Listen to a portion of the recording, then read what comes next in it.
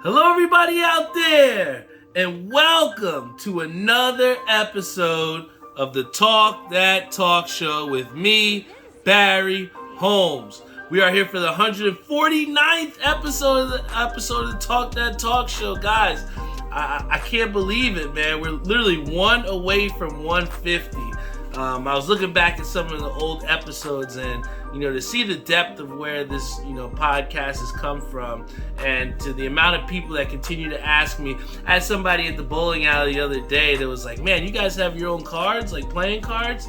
And it's that full embracement of just self-investment and branding that's really made this Talk That Talk Show where it's at, man. Shout out to Brian Bloom on our Facebook Live. Shout out to Admiral on our Instagram live stream as well, too. But, the fact that people are just so proud to continuously want to, rock the merchandise and just be a part of this movement, something that I take high responsibility in. And that's why, like I said on Monday, it was so important for me to come out and deliver a quality episode, even though it wasn't on our scheduled timing. But still come back to regularly scheduled programming on a Friday night in the biggest time of March, in March Madness. I'm just happy for those that want to come and spend a little time with me here. But getting right into it, this March Madness, this tournament has been absolutely phenomenal to watch. The first, I tell you what. Just to have the amount of support in the 8th annual bracket challenge, we had 21 people, 21 participants to make for a nice sized pot. I'm really excited about that, and I look forward to it each and every year. I think that the one thing that's different as far as being able to watch these events and growing up, it's almost like the excitement of organizing and putting together the side tournament that I like to do. And it just really speaks to, not only just with organizing this podcast every single week, but I truly enjoy, providing a platform of entertainment for people, whether it be on this podcast or just creating a bracket challenge. I love, hearing my mom text me and saying, "Oh man, I moved up a couple spots," or, hearing my pop saying, "Oh, did you have, Michigan in this matchup?" So, not only is it a chance to, reach out with, the fans and reach out with some of my family members too, but, ultimately, you always want to get the money too, man. And to say we're paying out $250 to first place in that bracket challenge, it means a lot to me, and it means a lot to, I'm sure, the people that are in that bracket challenge, because I tell you what, the competition has been fierce. My sister's boyfriend is in first place right now, and who would have thought that? Oh, we got Admiral. He said Admiral in the lead again. I know he's in the top 3. He's in the money as well. Like I said, to see the standings fluctuate with each matchup, and I don't think anybody would have thought that Kentucky or Iowa would be out in the first round. I mean, I had Kentucky going all the way up until my championship game. I know, stupid me. Say told me I've been worried about hats too much, and I've been watching my college basketball. So, he's always got to slide some funny shit in there, but I appreciate him for that. But, like I said, those upsets with Kentucky and Iowa, those were things that we didn't really see. And especially from St. Peter's to beat a Kentucky, which is such a major program, playing in the SEC, and, having the Hall of Fame to be John Calipari as their coach, they were overcoming so much. But like I've said in previous episodes before around March Madness time, guys, it is less and less unbelievable to see these, lower mid-major teams. I hate that term mid-major, but let's say lower attended schools that are coming out and beating big teams, man. It's less and less, a surprise, and more common, because what we've seen is, all across the board, whether they're getting guys from overseas or just growing these guys up on the farms, man, and just straight basketball heads. The overall talent of basketball has spread to not only just the major conferences, and that's why when it comes down to matchup-wise, you gotta look and see, how many tournament wins has this team had previously? How many times have they been to the tournament? What was their RPI?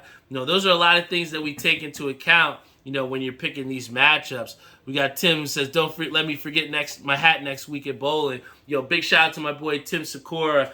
I was able to help him out. But one thing about the college basketball, what we've seen where we have Admiral says that UConn killed him.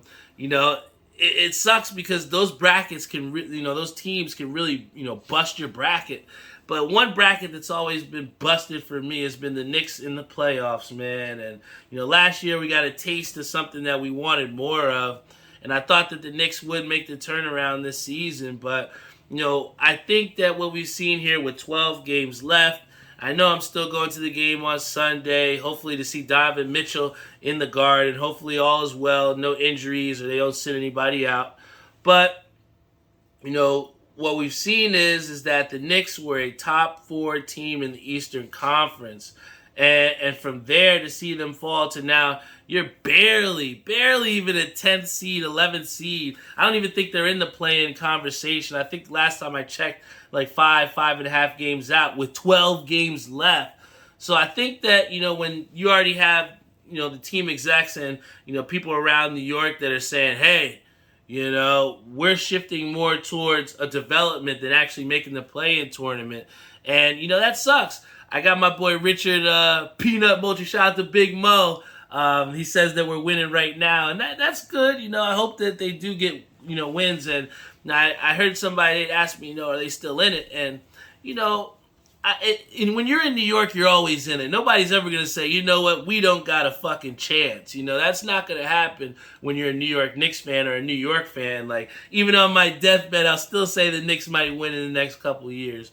But the thing is, you got to be realistic. And the way this team is played, they have made strides in the right direction. But, when they closed out that road trip and let, I think, 3 or 4 close games slip out of their hands with the buzzer beater from the Suns and then just blown leads. I think they had blown like 2 or 3 straight 20-point leads. That kind of set the tone for the rest of the season. I feel like, as much as I hate to say it, some of that team has packed it in, man. And, when you look towards it, and we say what went wrong, like I said before, it's easy to blame Julius Randle. It's easy to say, hey, this guy wasn't playing at an MVP level and he wasn't making the clutch shots that he made last season. And, you could be right in saying that. But honestly, Julius Randle is not the sole person to blame in this abomination that we call the season. I think the biggest thing that you got to go to is that general manager and that president who gave Julius Randle this contract extension even before last season was over. And we saw what he did in the playoffs, and now we've seen he's done this season. Also, you got to blame the GM and the team president for saying, hey, they went out and after a season where you go 4th seed and you're a first round exit, your main priority, I need to make this team better to make a push. And what we saw was in the offseason, an addition of an Evan Fournier, a broken up Kemba Walker, re-signing a lot of these, older guys, veterans, that didn't really pan out. And I got to shout out my boy Abe because he also said about how Tom Thibodeau justifiably should be on the hot seat because what we saw from him was a lack of adjustments. It took him forever just to try and play the guy, Cam Reddish, who came over from the Hawks, which is absolutely ridiculous. Some of the things that he's done this season have been mind-boggling, and just a lack of, forcefully trying to make adjustments. I know we said it in the NCAA tournament earlier where it's like, if you don't make that adjustment to switch from a zone, or if you can't, stop a guy for 5-10 minutes, that's your tournament life. And here what we saw from the Knicks is, they haven't switched up from their losing efforts. What have they not done? They have not gotten better as a rebounding team. Defensively, there's still major holes. And the offense is good for spurts. So, again, these major issues that kind of were heightened at Game 5, Game 4, Game 3 of the Eastern Conference quarters, or whatever you want to call them, first round with the Hawks. Those same things have been exemplified throughout this season, and there's no one to blame but the players within that locker room, the GM, the entire organization. It's a shame because in no way, shape, or form should you be in a high position or you're on the cornerstone of taking the next step. You look at what the Suns did. The Suns were a bubble team. They were on the bubble and didn't make the playoffs. And they turned around, retooled, made the right decisions executive-wise to get people in place to not only draft guys that were ready to start now, but also to put complementary players around the Chris Paul and around the Devin Booker to then take them from a bubble team to then going to the NBA Finals. And here what we've seen from the Knicks is they've taken a step, but then taken like 5 steps back, man, which is super frustrating. But I could talk about how frustrated I am with the Knicks all day. But I'd rather talk about something that I really, really love. And that's fitted hats. You guys know how I am with the Cat Master B account. You know, I've really been doing my thing in the hat game. But I wanted to show you guys some dope pickups. I know the drop that we have tomorrow at Hat Club. You know, they got the extra aux packs. You know I'll be going for my 2 Mets. I think the Lost Boys album, and then also a De La Soul inspired hat, which are definitely on my radar from Hat Club. But I do have some pickups that I was able to get over this past week. I'm going to show these 2 for my fitted first because that's where we'll be tomorrow morning. Hopefully going to score on some of these laser glow pack hats. Also that corduroy I know a lot of people are hype about, but I know you saw me with it last week. I'll show you again. This is the Bisons that will be dropping tomorrow. As you can see, it's got that highlighter laser effect that which you have it in the black light. It's absolutely fire. And here we have the 2012 All-Star Game patch on the side. And like I said, the minor league fitteds, what we've seen from my fitteds, is that they've done a really good job of trying to put out, minor league fitteds because, I know for me, I was a huge fan of minor league fitteds, and then Say would always get on and be like, yo, those are still black nasties, So, to see that they're putting colored undervisor customs with side patches, that's really dope, man. Another one here that we have is going to be the My Fitteds Mets hat, but this was modeled after the Nathan's hot dog. This one's a fire two-tone. And what we've seen, shout out to my boy Kenny Lou, because he was huge on, everybody trying to get down with the two-tones. My boy Say's been on the two-tones for, quite some time. But, there's just something that hits a little bit different about these. And here we got the red undervisor. Really pops it off. And the 2 stars in the back like the Nathan's hot dog instead of the Batterman. The attention to detail on this one is fire. This will be dropping tomorrow, but couple of these next 3, these are ones that I was really hyped to pick up, but they're not exactly coming from your typical Hat Club or My Fitted store. This one right here, big shout out to my boy Koo. I'm nicknaming this the True Captain Planet because I happen to like this one better than the Hat Club version that dropped, I think, last year or so. But this one, it has the gray, kind of grayish inserts. And then we have the 1964 All-Star Game patch. This is from the Shea Stadium World's Fair patch. Definitely one that's been getting a lot of use, and also with the teal undervisor. And one thing that if you don't know Koo, you wouldn't know this, but he said he's from New Mexico, and in that Aztecan era, he wanted to take some of those colors and try and do something different with it. So this one came out really dope, and I will say there is a Navy one that he has coming out very soon. Hopefully I'll try and get you guys some early clip footage of that too. But that one is going to be pure panic. And then I got to shout out again. I've been giving a lot of shout outs today. Big shout out to my boy Savion Gaynor, because he actually sent me the message. He was like, yo, check out All the Right. They got a exclusive drop happening Thursday. And I was like, you know what? I'm going to hit him up. I liked a hat that I got for him previously, but it's not exactly on everybody's radar. But this one is panic, guys. Here we got the Wilson tennis ball. This hat is a two-tone modeled after a Wilson tennis ball. We got the green on the blue two-tone here. Highlighter eyelids. But the big thing here, I know we've seen it with Yote in the past, but we got the highlighter under visor here. And when you put this all together with a Queen's World background instead of the Batterman in the back, like I said, the details on this one is crazy. Already had somebody offer me a pretty penny for this, and I had to say, you know what? Nah, I'm a true collector. I can't sell my Mets hat, but this one with the Shea Stadium patch, absolutely fuego, man. And then chugging along at the end, giving people a run for their money. I gotta say, big shout out to Lids. Lids was the laughing stock, pandemic and pre-pandemic, but it's pretty crazy here to say that we have the banana split from Lids. They've been applying pressure, guys. We got the two-tone here with the Mets secondary front logo. We got, again, the World's Fair patch on the side here. And then the red undervisor like we had saw earlier in the post, man. But, this banana split, guys, shout out Lenny. Lenny is the one who, Lenny G, big shout out to him, who I bowl with. He put me on to this one. He was like, you got to check out that banana split from Lids. And I'm so glad that I did, man. But, it's so important I talk again about, networking and, the opportunities that can come from, not just hats, but, just in general with things that you trade and, put together. And I think that when you ultimately put things together, a lot of people, things stop with purchasing a good. Things stop with, exchanging one item for another.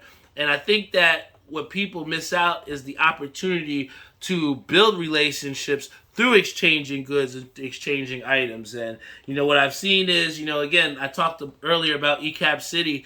And again, like my boy Kenny Lou, and just establishing relationships with those guys. But, what we've seen is, for me and him being able to, build a brand and then have a table at one of the biggest hat cons in, in recent history or to date. And then to have our network and create opportunities to have, something really big. I can't say it. I know me and Kenny, he'll kill me if I say it, but just know that if you come to that booth at HatCon on May 14th, you're going to be in for a very, very big surprise. And like I said, that big surprise would not be made possible without the networking and without the relationship building that goes on behind the scenes. Because people sometimes feel like things should just come right to you. They're like, hey, how come he got that but I can't? But realistically, when you look down at it, if you have put in the work, if you have put in the time, the effort, and done something without asking for something in return, I think that's when dividends come to you, and, the success will keep rolling in, man. So, don't be afraid to network, and don't be afraid to do something without asking for something, because you'll never know what will be at the end of your good deed. And then, finally, before I head off the show here, I know people have been asking me, flooding my DMs about, the recent NFL trades that have went down. I'm just going to go real quick through them, and I'm going to give you guys my first impression on what I think about some of these big-time moves that have happened in the offseason. And first and foremost, we got to start off with Russell Wilson going to the Broncos. I think nobody really thought that, Russell Wilson would go to the AFC. He doesn't really strike you as an AFC quarterback, right? I mean, it's kind of hard to see him in anything other than that Seahawks, midnight green or whatever it is that you want to call it. But, I know my boy Mo is huge fan of the Broncos, and he's happy to have Russell Wilson on his team. But, I think that Russell Wilson definitely makes this team a little bit better. But, what we've seen, too, is, with them giving up Noah Fant, we're going to have to see some weapons get put around Russell Wilson. It's going to be, John Elway's done a great job in the past of kind of tooling teams together. I know, he did a great job of surrounding Peyton Manning with some talent in his few years in Denver. So let's just see what they do in the offseason. I think that, with the moves that have been made around the AFC West, it's going to be very important for the Broncos to get better, because if they don't, they could find themselves at the end of a loaded AFC West very quickly. The next move that I definitely got to talk about that not a lot of people are talking about is Von Miller to the Bills. I mean, the Bills already have a scary defense as it is, and they were, a coin flip away from beating my Chiefs in the playoffs. I know that playoff game isn't reflective of the defense that they have, because Chiefs offense is, out of this world. But what the Bills get in a pass rusher in Von Miller is just somebody that's going to really, be a workhorse, be someone that's going to be a leader in the locker room. So many people don't realize just how much leadership is important in the game of football. And everywhere that Von Miller has went, we've heard nothing but outstanding things about this guy. And when you talk about a culture that for the last couple of years, in Buffalo, they've really just been trying to find that identity or, go around Josh Allen and that grit that he brings each and every week to the football field. But, he's kind of growing into that leadership. So to have someone else that's a bona fide leader, a Super Bowl champion, and can bring immediate accountability to the defensive side of the ball for the Bills, I think that makes them scary. And, who's going to really want to go play the Bills and try and run for your life and throw against that defense, right? But we also got to talk about Deshaun Watson going to the Browns. And we kind of saw that this writing was on the wall when Baker Mayfield made his goodbye to the Cleveland faithful, said he gave everything he had to the franchise. But really, what did he give them? It sucks because commercials. He did give them commercials. I'm sure we weren't going to see any more State Farm commercials anytime soon from Baker. But this move is definitely huge. I think that with Deshaun Watson getting himself vindicated, the first and foremost prior thing that anybody should do is get someone with Deshaun Watson and tell him to stay out of the massage parlor. We don't need anything else coming back on this guy. I think that too often when guys kind of get out of the trouble or dig themselves out of the mud or get themselves out of a bad situation, they tend to go right back in it. So, if those people, trusted people around Deshaun Watson, keep his mind focused on the game of football and out of, any type of massage parlors or anything, any collusion that could happen to get him to miss any more time, right? But I think that with him already going to be missing some substantial time, it's going to take us a while to see the effect of, Deshaun Watson actually being in Cleveland and what it could do for that team. But, what we saw is when he had success in Houston, he was able to throw the ball downfield. And with a good rushing attack, you had to honor, whether he was going to hand that ball off or you got to put a QB spy on him. So, instantly this makes the Browns offense a lot better. But, we're going to have to see. I know they released Jarvis Landry, and it's another situation where we got to see what kind of talent is put, out there with him. And then also, two big receivers to end this the segment, but we got Davante Adams, who's going to the Raiders in the AFC West. I mean, how bad do you feel for Aaron Rodgers, who signs this big, huge contract to go back to the Packers when all he's been demanding for has been some help? And then, he goes, your biggest help, your 1,000-yard receiver, that savior to save your team. He gets shipped off to the West Coast over to Oakland, to Las Vegas. And it's going to be tough. I know that, Aaron Rodgers does Aaron Rodgers things. He's going to be able to take this team and make them better without Davante. But damn it, when you lose Davante Adams, man, that is your security blanket. The security blanket that's been for him for so many years, and I think that it's going to be difficult, especially with Derek Carr, because now he has absolutely zero excuses. If you can't take the Raiders to the playoffs and take them to a first-round win without Davante Adams, and your defense has gotten way better over the offseason, and you already have a 1,000-yard receiver in Hunter Renfrow, and you're going to have a healthy Darren Waller come back, Derek Carr better have no fucking excuses as to why he can't take that Raider team far into the playoffs, because Davante Adams makes them substantially better. And the one thing that I have to say that I was happy a little bit about, I'm happy the Chiefs did sign Juju. Do I think we paid a little bit too much for him? Absolutely. $10 million, I thought, for a guy who didn't play a full season, didn't really, I don't think he truly earned that $10 million deal. But we've seen sometimes that a change of scenery can do so much for somebody. And, I think that, the Chiefs execs or whoever's in that front office, they've done a good job of putting weapons around Patrick Mahomes, drafting weapons around Patrick Mahomes. So if you can, shed a quick little $10 million to somebody that can substantially help out for just 1 year. And say he doesn't do well, ship him off, dump him. It's whatever. I think that these 1-year deals are great, in any sports world, whether it's NBA, NFL, MLB. You're on a 1-year deal. You're a hired gun, man. You are expendable. And sometimes when you are deemed expendable, the best production comes out. Whether it be for them or to get to your next destination afterwards. So these kind of trades and free agency signings have definitely shooken up the NFL. But we're just gonna have to see, as the games are being played and as we get into training camp, just what these connections will do for their new teams. And in closing, we're going to keep it humble here. I know sometimes, we have the great beer reviews, but today I'm going to review a beer that I don't normally drink. And this is a domestic beer that some people very do swear by. And when I'm in the bowling alley, I see some people that do rock it. But today, we're going to go with the Miller Lite, all right?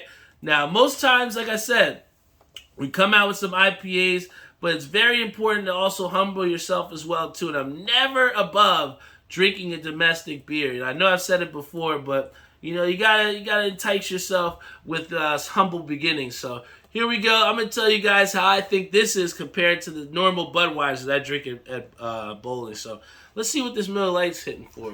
Glug, glug, glug, glug, glug, glug, glug, glug, glug, glug, glug, glug, glug, glug, glug. Glug, glug, glug, glug, glug, glug, glug. A lot different from when I remember drinking it back in college. We already have my boy Lou Garrett that says, yuck, shaking my head. Well, you know what, Lou? Sometimes you just got to do what it do. You got to roll with the punches, ching. And right now, the Miller Lite is what we got. And what I will say is this, it does remind me of going golfing soon. I know a lot of times when the cart girl comes around, she doesn't really have the exotic beers to try from. And a lot of times you'll have Miller Lite or, Amstel or some other beer to choose from. And this beer, this sip right here of Miller Lite, it brings me to the good weather that we've actually been having. The weather was beautiful today. I had shorts on without a jacket. And it's just that precursor of, spring is on the way, and we should get back to golf season very, very soon to where the balls aren't plugged in the ground. We got my boy Lou who says Stella is my go-to domestic. That is definitely a good domestic beer, man. And, I think that is one of my go-tos. When I was at the family party not too long ago, I had one too many those Stellas, man. But, if you're looking for a domestic that I still wouldn't put this over Budweiser, but, the Miller Lite, it serves its job, man. It is not bad. It is not bad, and I will have some more. Glug, glug, glug, glug, glug, glug, glug, glug, glug. Domestic. Yep, man. It's always good to, go back to the roots, man. My pop said Coors Light is his choice when he goes to domestics. It's always important to do what you like. I know we have Bones. Bones Brennan, big shout out to him. He's made a big time phrase of buy what you like.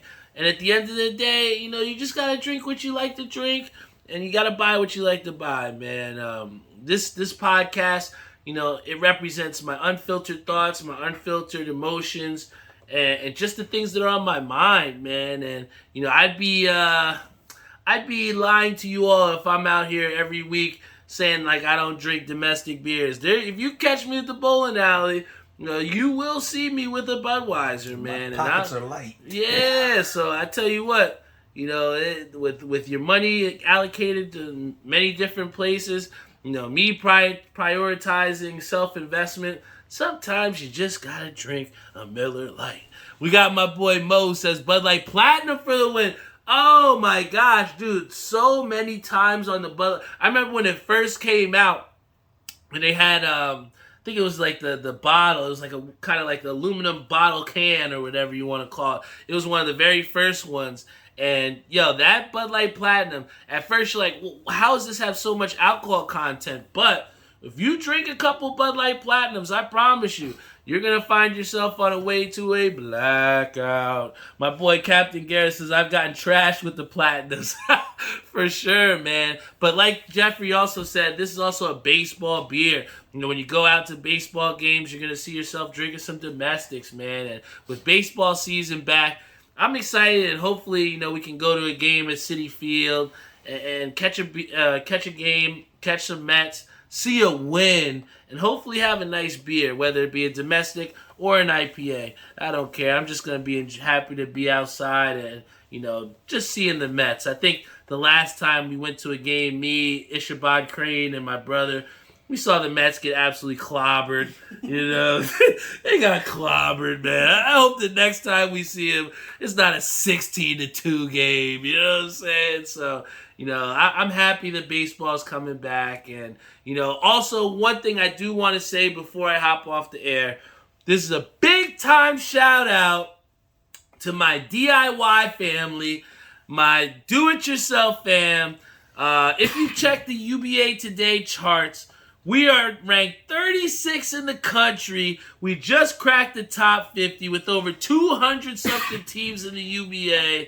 I tell you what, man, a lot of people, like I said, a lot of teams, they've went on YouTube, they've went on different shows. They're talking about, they're a bunch of rookies. We're in the toughest division. What are we doing here? And here we are. We just keep knocking down door after door. And to see us in third place in the division, in a playoff spot, in the toughest division in the country in bowling, you know, to have people, you know, I remember the times where, you know, you wear your DIY jersey, people are like, who the fuck are you? You know, there'd be no respect, you know, no types of, who those guys, you know. But the thing is, again, we've kind of banded behind, you know, this idea of we are a bunch of nobodies. We don't have no 250 bowlers on the team. We don't got no superstars. We're doing it blue collar, Memphis Grizzly grindhouse old school ways, man, where, you know, you got to come in there and take it from us. And, you know, I tell you what, man, to be a part of a team that is now nationally ranked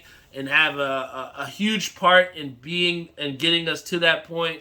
You know, I just thank everybody on my DIY fam, and I'm so happy to continue to compete at a high level for this team. And, you know, the sky's the limit for us, man. Let's close out this season strong.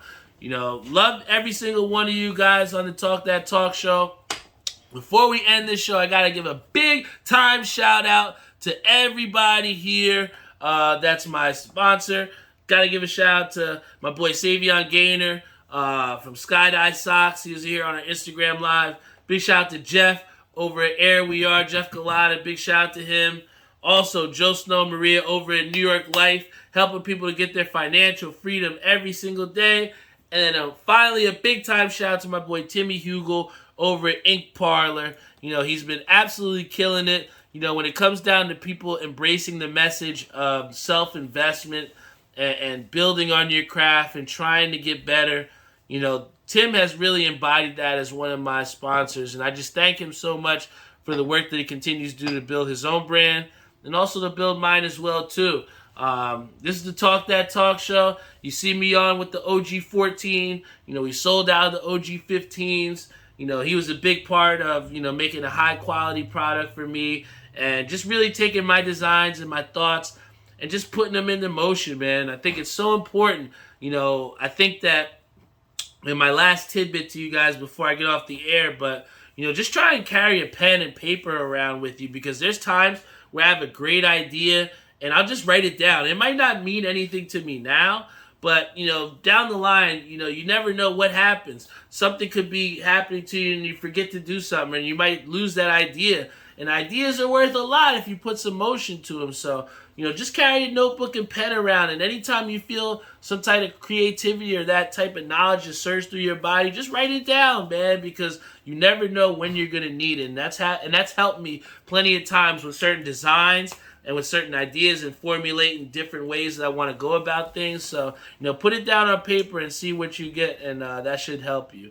But, you know, that's my last piece of advice to you all. I got to get back to this NCAA tournament. I got to get out of the doldrums because my bracket looks like absolute dog shit. But that's why they have, you know, a couple rounds of the tournament to kind of make some of that time back and make some of those points back. And, let's see what happens. Thank you to everybody that joined into my 8th annual bracket challenge. Thank you to everybody that continues to subscribe on our YouTube. We're at over 100 subscribers now on YouTube. Big shout out to everybody that's been a part. If you don't subscribe or haven't, go on our YouTube channel and subscribe there. You can always check out all the newest stuff that's happening, whether it be, listening to the episodes, watching them with the video, checking out different pictures of people posted in their merchandise. And then who knows, maybe soon you might come up and see a tab for the shop. Who knows? But, we need your support. I need you to keep, coming into and checking it in on the podcast, going to the website, and just supporting overall, man, because at the end of the day, it's not me. I literally put together this episode for you all and just try to give you, high quality content, give you something to think about. But it's on you guys, to continuously push this episode through and, tell your friends, tell people, check out the website, subscribe in. It's on you to see how far this podcast goes, because you can always depend on me to give you all another episode of this Talk That Talk show. See you next week for episode 150. I love you all, and keep talking that talk.